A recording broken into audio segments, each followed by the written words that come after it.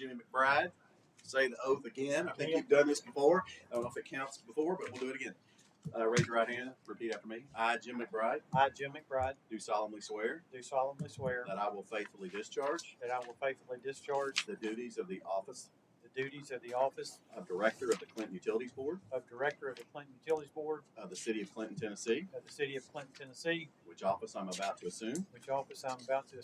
And that I will support the Constitution of the United States and of the State of Tennessee. And that I will support the Constitution of the United States and of the State of Tennessee. So help me God. So help me God. Thank you, sir. Glad to have you. Good to have you back. I think he had extra years. Really? Not too much, just a little, making sure we're good. Make sure it sticks this time. The so help me God part probably wasn't in yours. All right. Next item of business is we're going to introduce the CBIZ folks. As you recall, last meeting we talked, or 2 meetings ago now, last meeting we talked about having CBIZ come in and help us with compensation analysis for the general manager's salary and compensation arrangement. And so we had a preliminary call with Kevin and Daniel and Tyler here a couple weeks ago to kind of talk about preparation for this meeting. And so we will, pending any conversation from general manager Dusty or vice chair, we'll turn it over to CBIZ. Any introductory comments from the general manager? No, sir. All right, Kevin, looks like it's yours. Sounds great. Thank you all. Nice to meet everyone. So as you can see, I've got Daniel Wilson and Tyler McClure here with me as well. So Daniel is project manager for us. Tyler is a senior consultant.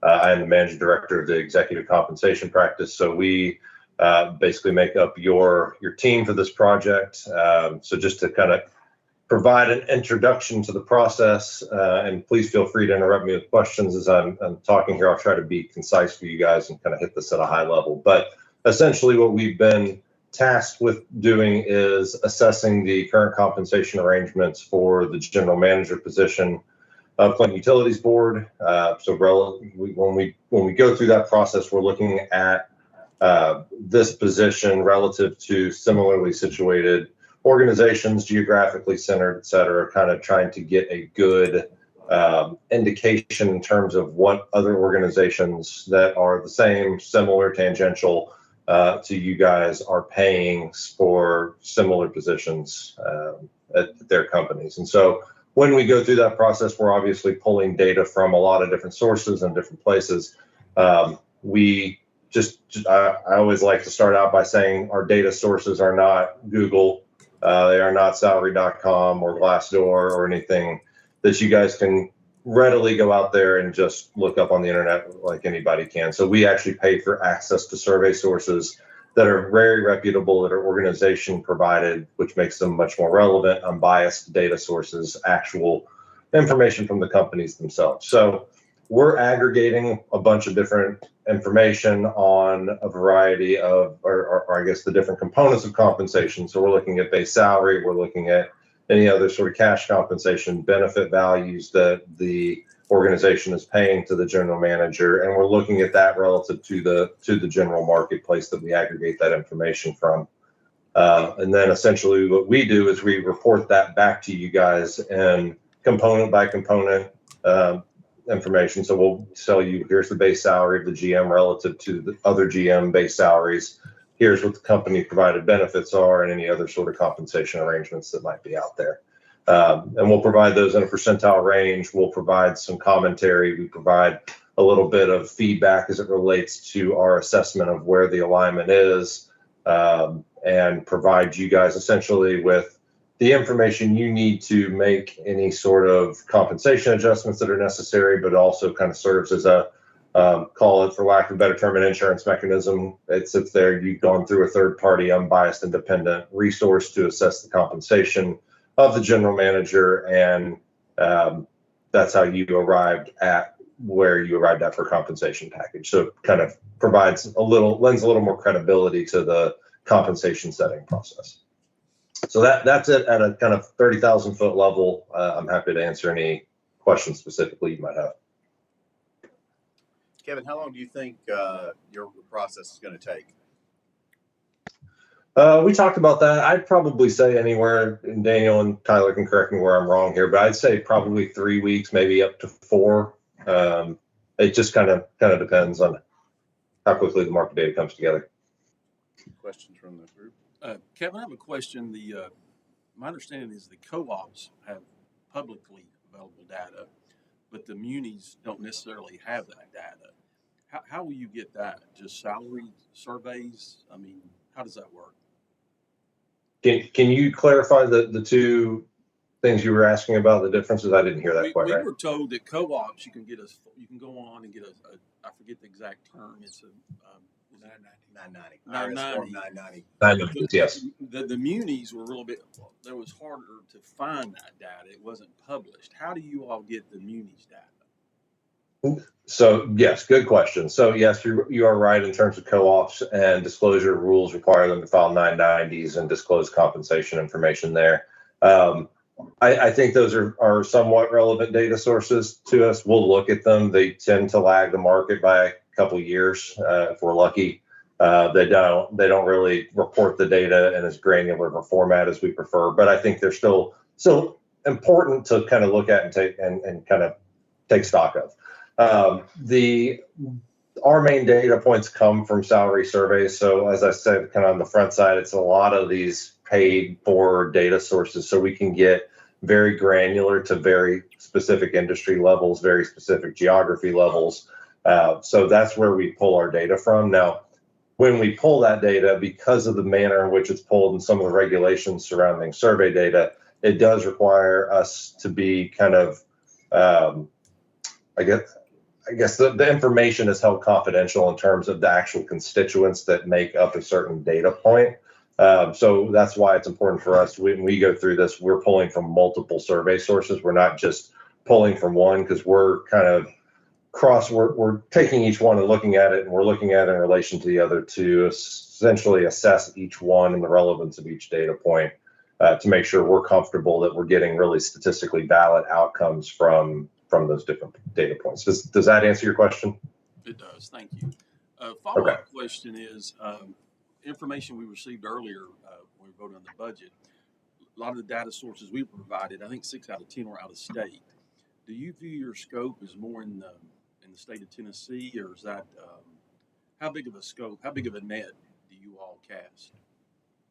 Great question. Yeah. So when you're talking about executive level positions and the context of kind of the utility space, I would probably say it's more regionally focused than it is state specific.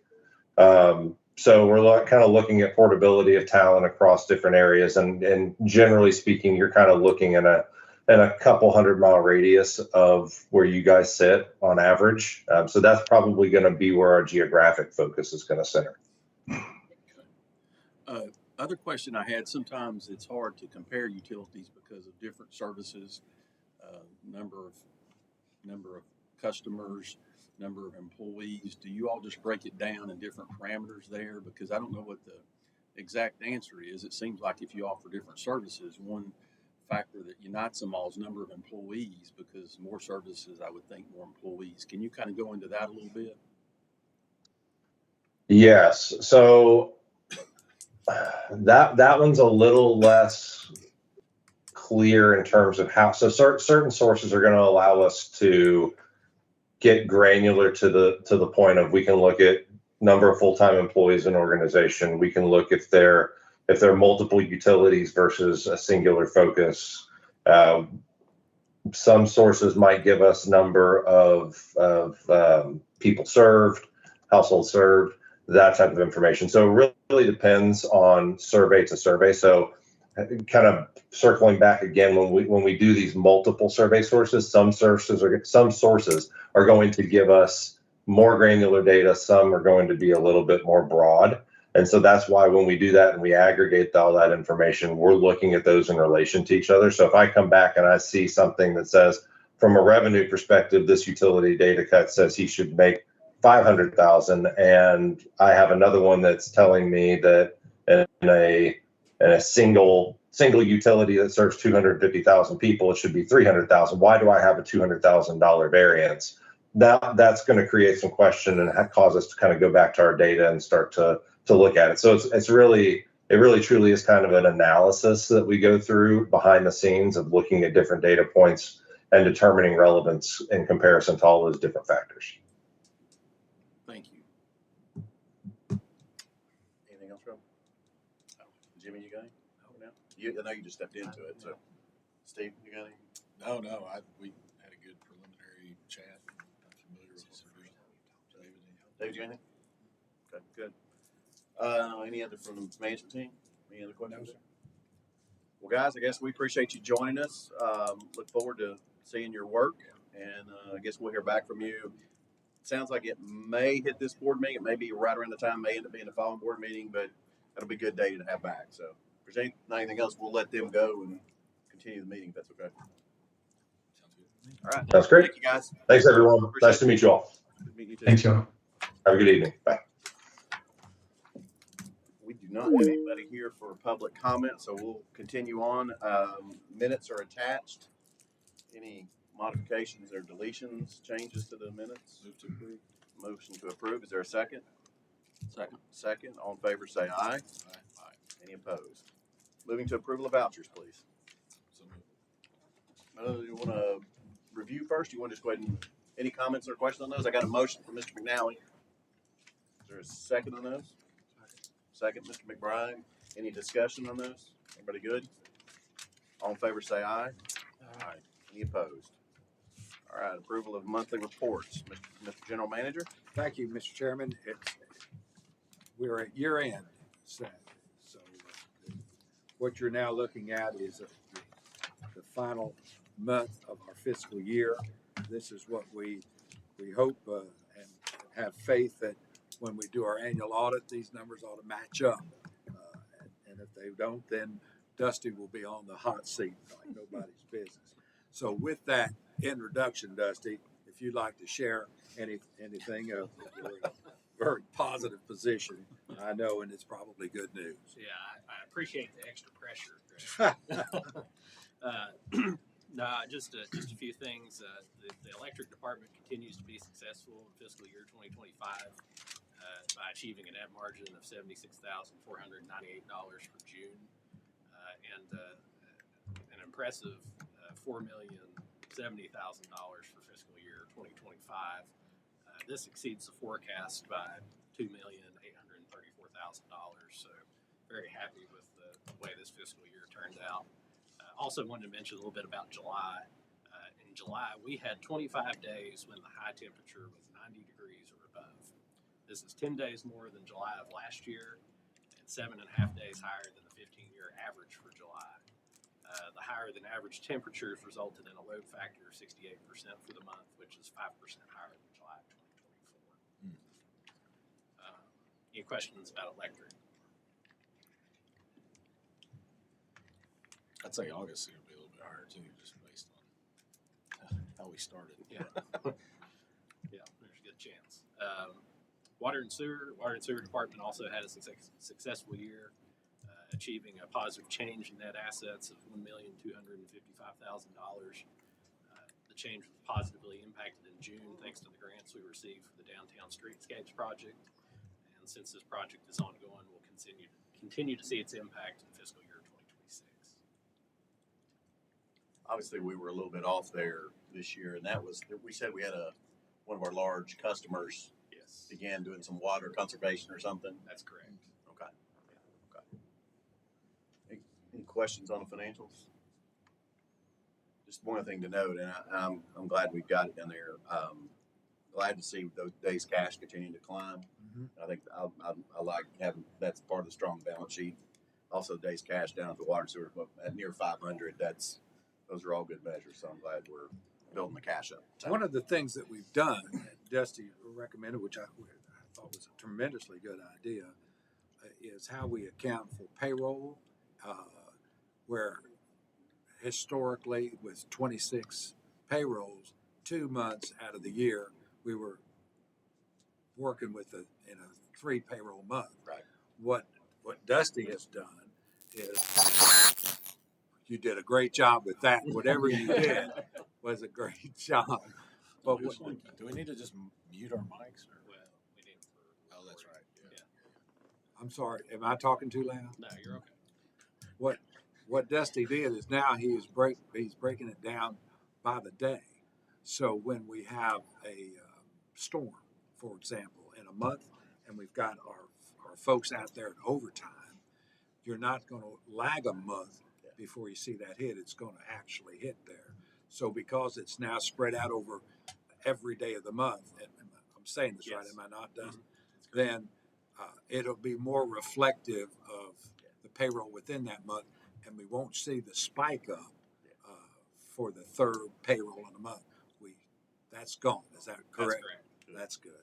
So that's a good move, but we'll enjoy that this fiscal year. Great. So, given the 2025 budget for water and sewer is the same as what we had forecasted for 2024, do we expect that industrial customer to continue shedding their water usage? Do we need to adjust anything? Well, I mean, they started doing that this fiscal year, which would have been factored into our 2026 projections. And talking to that industrial customer, I know the accounting manager there, he said he expected to have some new lines come in that might bring some of that back, but probably not all of it. So I didn't factor that in because who knows when those lines are going to go start production. But I think we're in good shape as far as our projections for 2026 go. Okay, thanks. See, the two, if you look at, the forecast was $3 million, and the revenue actual was $3 million. At a $3,050,000 in the forecast, we only missed about 39,000. I mean, that's a percent. You know, that's a bullseye. You know, any way you look at it. And the revenue for sewer is essentially the same. It's 165,000 out of 3.3 million. You know when you look at 6 million in expenses and you miss that by 109,000, that's pretty on top of what we're trying to do.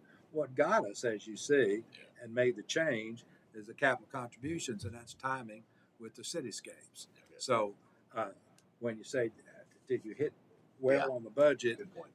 You know, it's pretty tight. Good point. Thank you. Any other questions on the financials? Is there a motion approved? So moved. So moved. Is there a second? Second. Second, Mr. Harrell. Any questions? All in favor, say aye. Aye. Any opposed? Project status report, please. I'm going to let Todd, because it's pretty easy, pretty quick, and we're on schedule. So go ahead, Todd, on electric if you don't care. Thank you, sir. Yeah, you see there in front of you, we've got two projects that we're currently tracking on the electric side for the project status report. Both projects are very similar in nature, and I'll describe both of them kind of at the same time. Both of them are projects where we're removing old copper wire and replacing new aluminum conductors. One up on Walnut Valley over in the Claxton area, and the other is up on Cumberland View, the Rocky Top area. So both projects we started in July. Both are going very well. We're now both about 50% complete with both, and we anticipate both of those to be finished by the end of September as scheduled. So, anybody any questions on those? Questions? Greg, would you care to update on the downtown streetscape project and the Miller Road project that you're tracking? Yes, sir. The downtown streetscape project, the new water lines are active on Cullum, Commerce, and Market Street. They're back-teed and sampled, everything approved, and they have water on it now. We are the contractor's in the process of swapping the services over from the old line to the new line on the downtown project. They still have Main Street to do on the water side. The sewer side, they're still working on the rehabilitation portion, cured in place liner, and you'll see them starting to dig up the roads, replacing the service laterals, because they'll excavate out and manually replace the service laterals. Other than that, they're moving forward. So you said they're going to start working on Main Street pretty soon. What does that look like from a logistics standpoint? Is it both lanes closed? No, there'll be one lane open. Okay, so they'll have Right open. flaggers, all that. Mhm. Okay. Yeah, they'll coordinate all that with TDOT because that's a TDOT Right. road. Yeah, I was just thinking about the mess that Main Street becomes during pickup and drop-off time for schools. It's nuts. just for like a 45-minute window on each end of the day. They was out there digging the other day. They had to do a point repair on a sewer line for the liner, if you saw it. I passed by twice. Yeah. Thank you. You know, I would like to say, Roger Halk at the city the guy's doing a fabulous job. He's got 400 balls in the air that he tries to put up, and working with us, I couldn't ask for a better partner in getting through this. He's tremendous, has been tremendous. Great. So we appreciate him a lot. I talked to him yesterday, and he's very complimentary working with CUB. Yeah, well, he wherever the crown goes, he gets it. You know, apparently he has fielded so many complaints that are so minor in the big scheme of things, and he still does that with grace. So we appreciate him a lot. I think it's when you remodel a house, there's no easy way to do it. There It's is. just dusty. There is no. mess. And if there's one target to complain to, it's Roger. And Roger has shielded us, and we appreciate that. That's great. Other discussion on project status? If not, we'll move to approval of work orders, please. Thank you. We've got 2 work orders that we're going to ask the board to approve. If the chairman likes, we can put them both together. I can do them separately. Fine together with me. Todd, you just want me to roll through this thing since I'm on a roll here? Sure, yes, sir. This work order 1844. This is about 1.7 miles of single line. What we're doing is we're changing out cable. We always look to upgrade the cable in order to give us flexibility to switch. You know, and part of this is we've got this this messenger line that we're putting up all new. It'll upgrade that whole thing. We had $450,000 in the budget.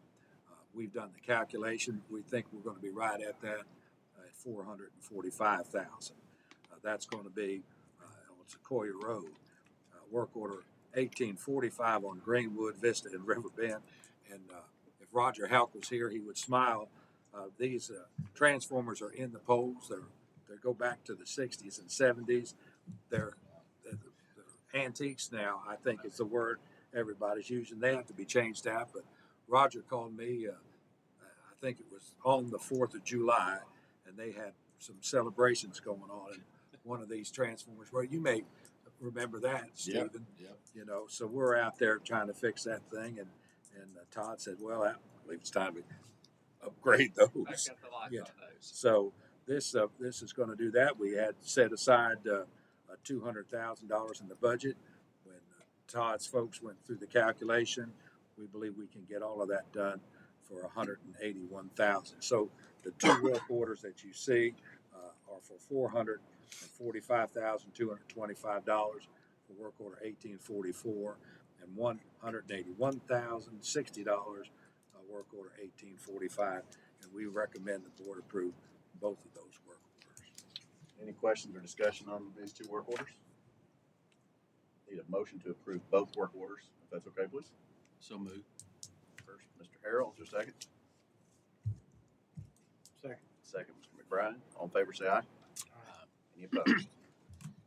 Next item is review of the CUB self-funded health benefits plan and wellness program.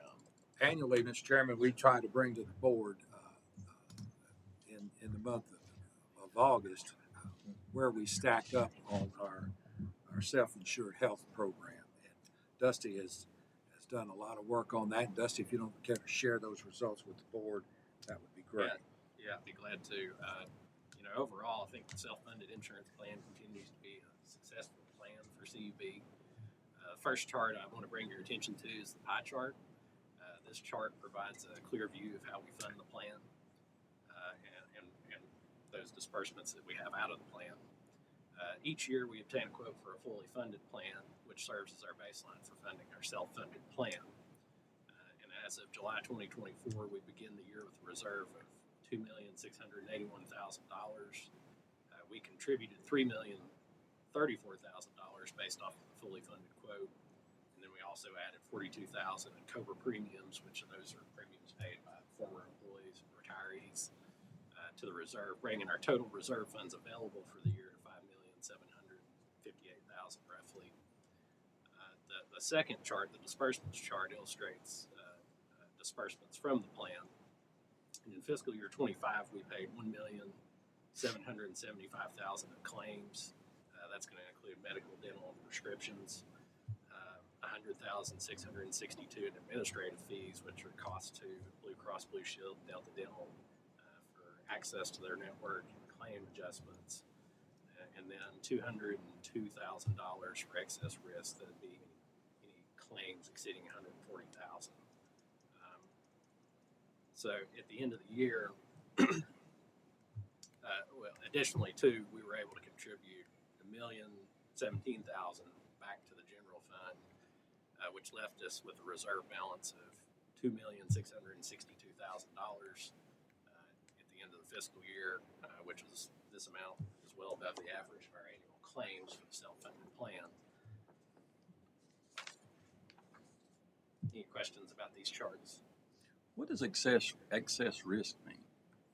So basically, we self-fund up to $140,000 in claims, and then anything that exceeds that would go to an excess insurance carrier, which then would pick up the claims from there. Okay, It's not stop loss. Stop loss. I got you. That's what it is. Thank you. It's a stop loss for the aggregate. Right. And they also provide excess risk for the individual. And we did a lot of calculation on that, and we don't have that for the individual, or rather for the aggregate, because it's never proven to be, in all the years we've had it, the aggregate get above whatever that number is, and the cost to have that was too high. So we felt like if we could control the individual by this 140,000, we're not going to have 20 coming in at 140,000. And at the end of the day, we keep a $2 million reserve, and we essentially refund $1 million back to the general fund. And we get these numbers from Blue Cross, which they'd be happy to do, or any of the others. We'll take over the fully funded, and here's what we'll charge you for it. And that gives us an idea of where we're saving and how much we've saved over time. It's an incredibly healthy position. Yeah, a lot of companies don't have a year and a half of claims set Right. back in reserve Right. outside of their cash in the balance sheet, and so yeah, you've got good cushion there. So, Well, the previous slide there talked about, of course, my expertise is reimbursement of pharmacy, PBMs, things of that nature. I'm not a fan of PBMs and the lack of transparency. The comment there, net after $254,674 in RX rebates. Yeah. So I'm not sure I understand what that is. And that looks like that's a good number. But do you know what the total rebates are? Let me give you an example. Several years ago, myself and Molly at Hoskins worked with the county, and we did some analysis on some claims. We didn't know the people, but we knew the prescription, and we knew the dollar amount that was spent. So you take, and I'm using just rough numbers, but you take a prescription item, an ointment, for instance, that cost us $25. Well, we were paid $35, so we made $10 profit at the pharmacy level. However, the PBM charged the county $90. So, as an HR person and someone reviewing claims, the average prescription cost is around $92, $94 per prescription. So, if you're an HR person and you're analyzing and you're looking down through there and you say, oh, that's $92, that's reasonable, that's average, that's $70, that's reasonable. But when you go back and if you knew we pointed this out to the HR county at the time, that $90 doesn't look very good when the PBM paid Molly and I $35. So that meant they made, what, $55 profit on that. So my point is, how much do you all know about the prescription piece, because what happens is that 254,000 in rebates looks really good.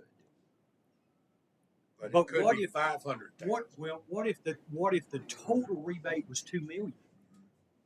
254,000 doesn't look good beside 2 million. Give you an example. One of the new weight loss drugs.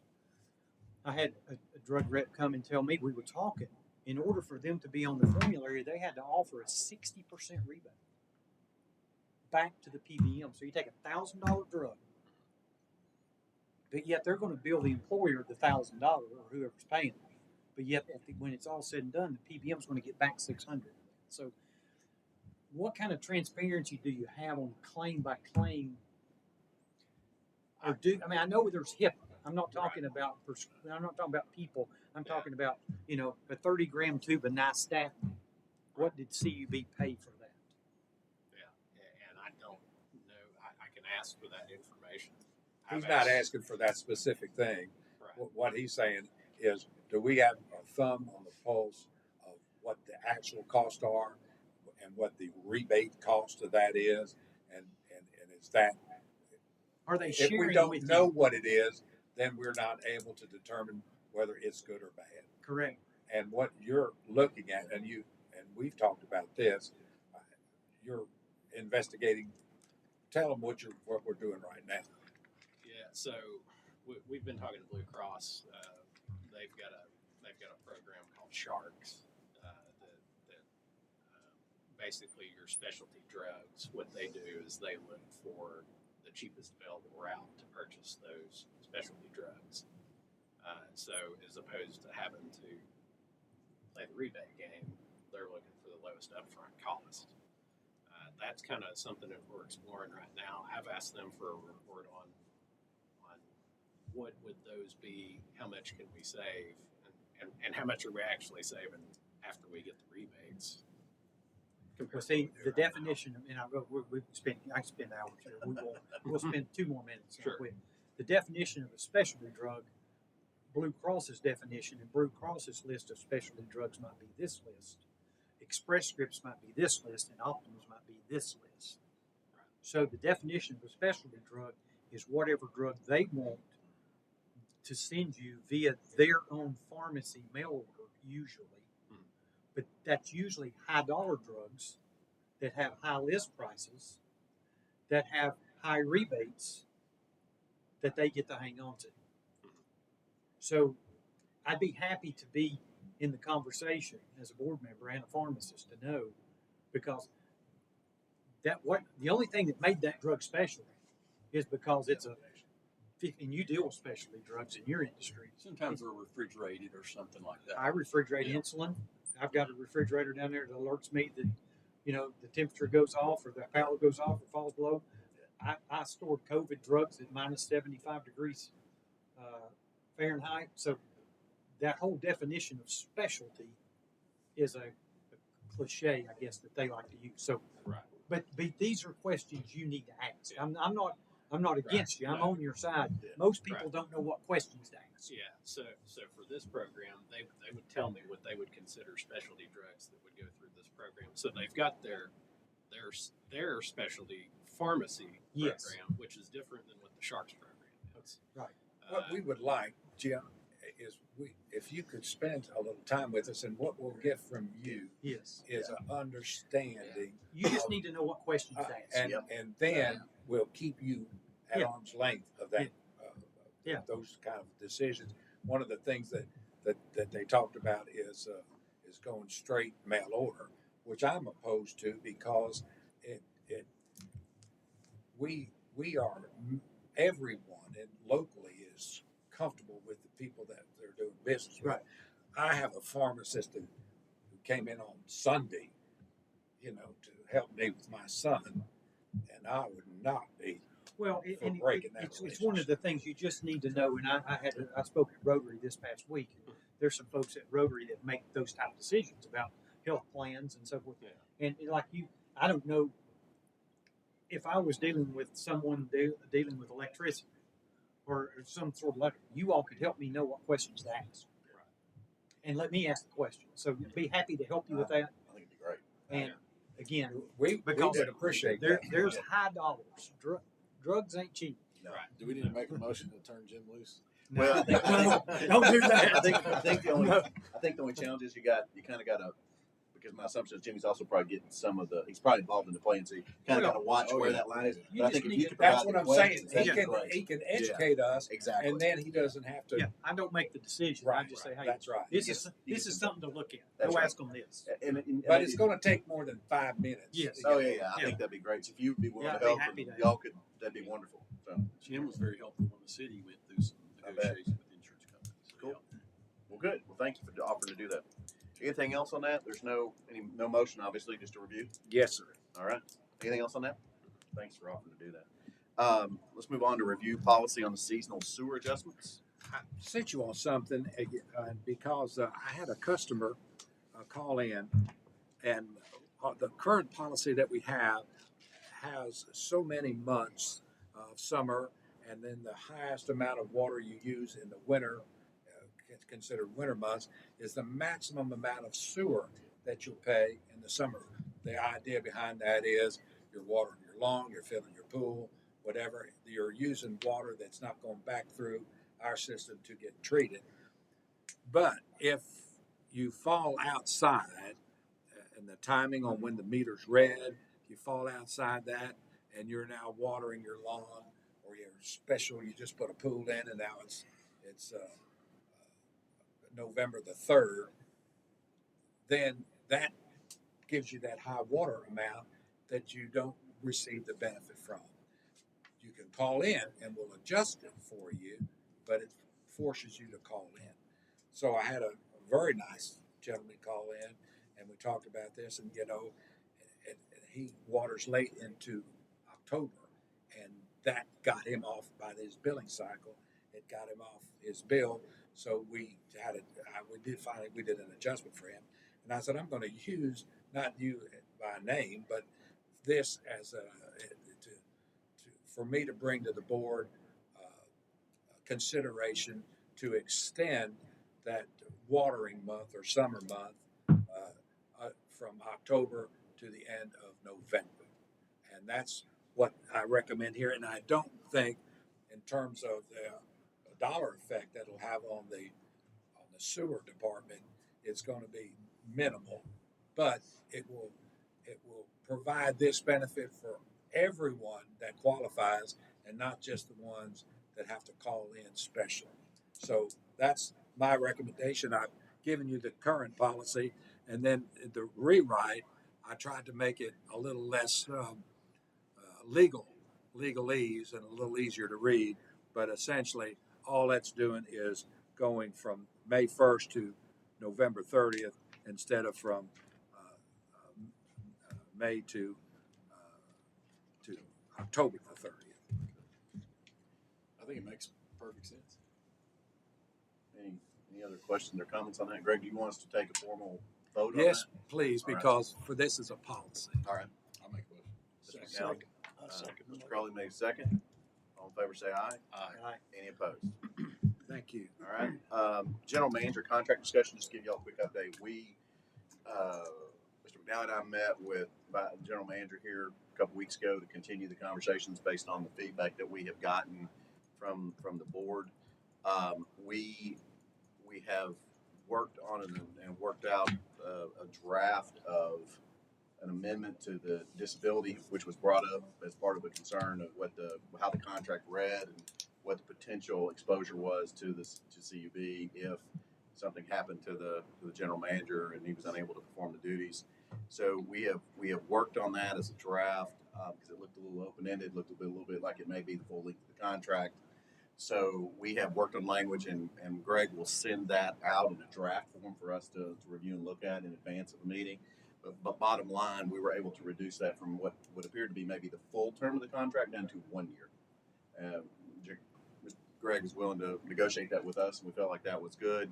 Obviously, we talked about contract term separately at a previous meeting. We have a process for that going forward now that every year, or at least the January prior to the year of that contract renewing or expiring, whatever's going to happen, we'll have that on the agenda.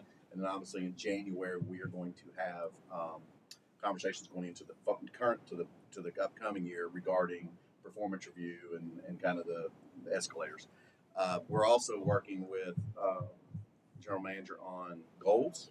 I think it would be good for him to actually have formalized goals, even though there's some probably implied goals that we've had, but the core is going to be around financial performance. Obviously, we want to make sure that we're doing right by the ratepayers.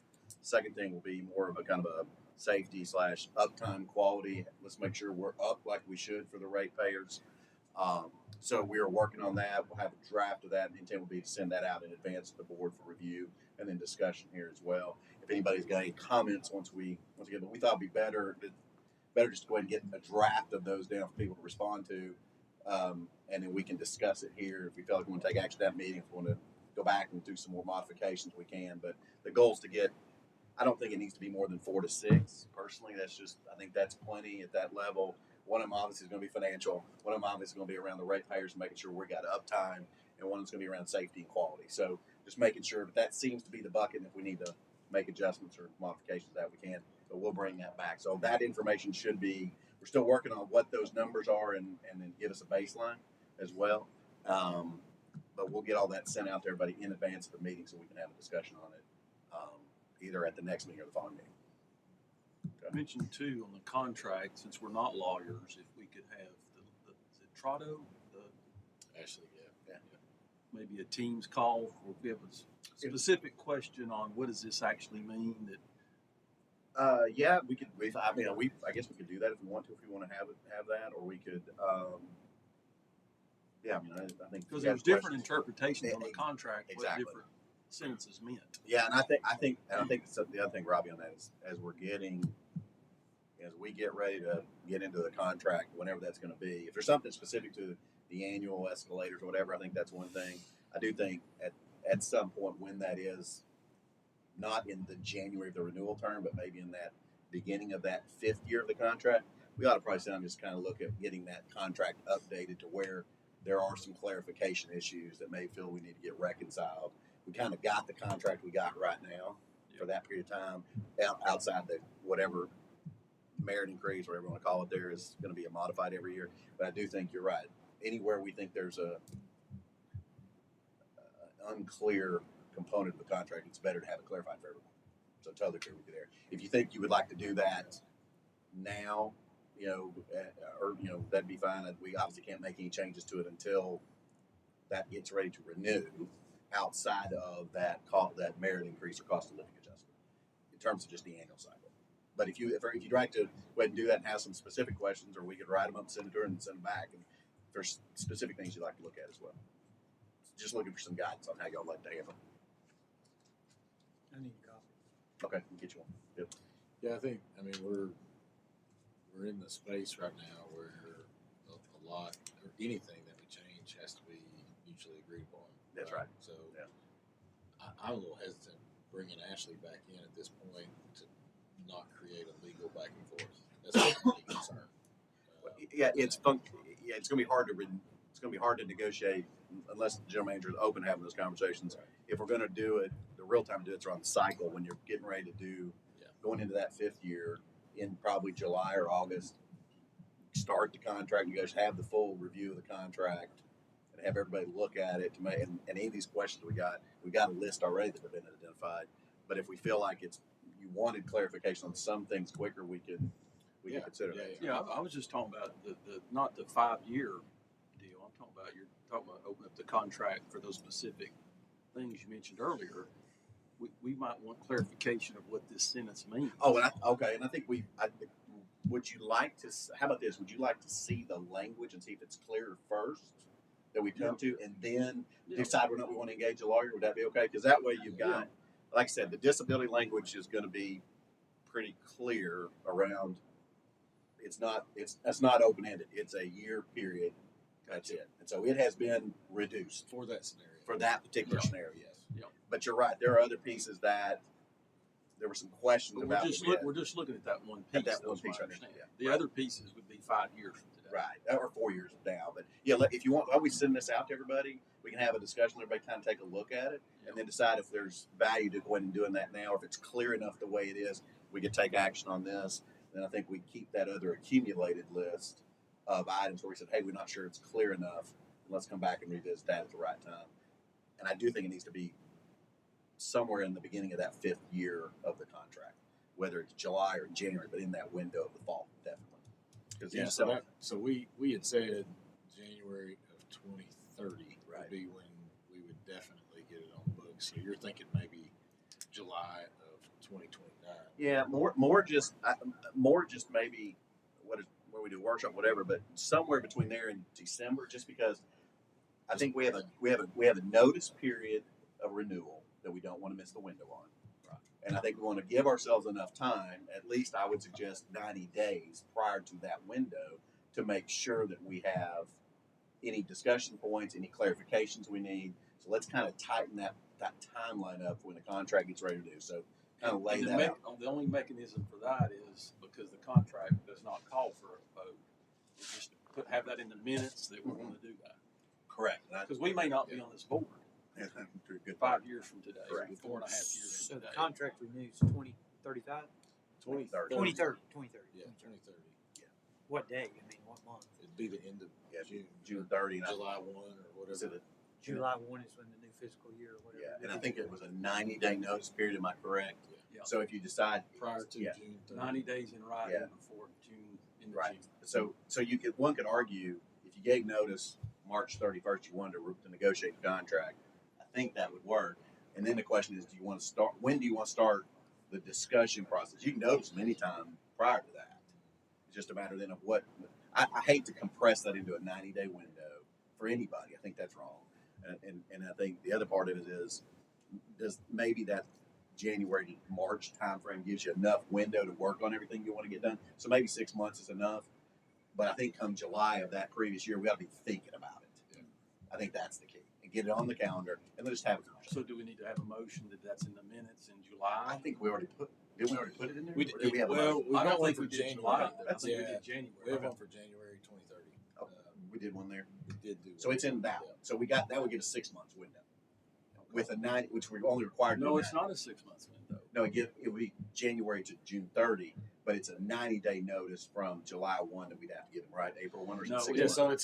so it's 180 days. So we need to go back. It needs to go back to Yeah. October 1. Because it should have been done in February, March timeframe for this contract. It would just. It needed to be done before March 31st. Yes. Yeah, but if we did that in January, which is what we got, Yeah. that gets it on the agenda. I think we've already done that, right? That is true. So it is on the agenda. It's already in the minutes somewhere. Okay. But if So we it'd want to be- back it'd it be up, 2 months to have something in writing if 2 or changes. 3. were- At the were latest. wanted. Yeah, I think, to be honest, we'll probably start that. We can start that process earlier if we choose. Yeah, It the just needs to be motion- formalized because again, we may not be here. Correct, agree, and it is. So the motion is for CUB to put it on the agenda in the January meeting Right. of 2030. That's the actual motion. So irrespective if we're here or not, because I think that's what we talked about. Yeah, put it Just on. making sure that someone outside the board owned that responsibility that would. Yeah. would be It, there. it's in the minutes. Yeah. Just to have a discussion. on it. No, That I would think it's have great. been- and it's- when was it? 3 months ago. May, May. Okay. maybe. I'm just guessing, but That's I fine. think it was. That's a good start. All right. So we'll get you an update, get that stuff sent out with the updates, and then get you the draft language. We're working on performance goals. Hopefully, this all may come back in. We'll get the compensation stuff all at the same time. It'd be nice to have a salary study too. Yeah. Because Go ahead. bonus is part of a pie. It's not extra on the pie. It's in The total more you have compensation. in bonus, the more you have at risk That's in my correct. world. It's Correct. not, you get this and then this is just something extra. Correct. So they need to go hand in hand. Yeah, and you know we talked about that. I've talked about it probably since I've been on here at least 3 or 4 years. Y'all may have heard this story before. We don't have a bonus model today. Now, whether or not the total compensation when they bring it back already assumes that the total compensation should have included a bonus. Now, or the other option is you come back and go, hey, the salary's right, and other people have a bonus on top of that. That's where we may end up also getting ourselves in a little bit of a bad spot where the compensation study comes back and goes, yeah, the salary's right, but the bonus should have been there too. we'll see how. Let's just see what. We'll have to see what it turns out. We get a study. But they'll give us a total number based Should on give the us- company card, Yeah, it should give us. four oh one K, Yeah, pension. we've asked them to kind of make sure to give us as granular of a breakdown as we can get around retirement and car allowance and all that stuff. So can you clarify, why do you think that would put you in a bad spot? Well, I mean, from the utility board perspective, we could be at risk for having an increased cost. Did somebody say a motion to adjourn? Yeah, I'm sorry. I'm sorry, Greg. I didn't hear what you said. Any other comments about that? All right, Mr. General Manager, other business. Take us home. I have none. All right. One quick question. Yes. The, caterwaup, I forget the term you used, Greg, the manhole covers, Yes. any, what's the status of those? I know you had to get permission from, T-Dot or something. Yeah, go ahead, Greg, on that. We just got a verbal approval from TDOT to actually work in the roadway. We got their permit Okay. from it. So now it's just coordinating everything. We have all the parts and pieces in to do it. It's just coordinating everything for us to get out there to perform it with the TDOT representative coming by to make sure we got everything set up right. So we're coordinating construction activities. It was expedited by giving us the verbal. Correct. So the formal, I guess, is coming, but we have the verbal to move. Correct. Yeah, great. Thank you. It was June. But it started back in, Yeah, that's good. started way back. My wife complains continually about those, that rough spot up through there, and I've never told her that it's, sewer and CUB Did you has tell her to talk to everything. board member? Yeah, I've never told her anything because I hear enough without her knowing it. What we need to do is do a road trip to Knoxville. And if you I do wanna it every say morning. what roads are like, my God, or 75. I ride 275 every morning to work. I give you a little better deal on that, getting a truck with me, riding on some of these roads. Make a little trip, ride around a day in a dump truck. Okay. Listen, my wife, when I'm driving, she's got one hand on the dashboard and one hand up here. It's like we're going overland, you know. She's the princess and the pea. She can feel a pebble in the road. What- Don't tell her. Before Jim. anybody else gets themselves in trouble on tape, Yeah. Is this Uh, tape? are there any, Mr. Harrell, you got any questions, comments? Mr. McBride? Welcome, glad you're back. Mr. McNally? Yes, sir. Mr. Crowley? Make a motion with adjourn. All right, Go. so moved. If you give me a copy of the contract or. Yeah, we got you. Hey, Greg, would you make sure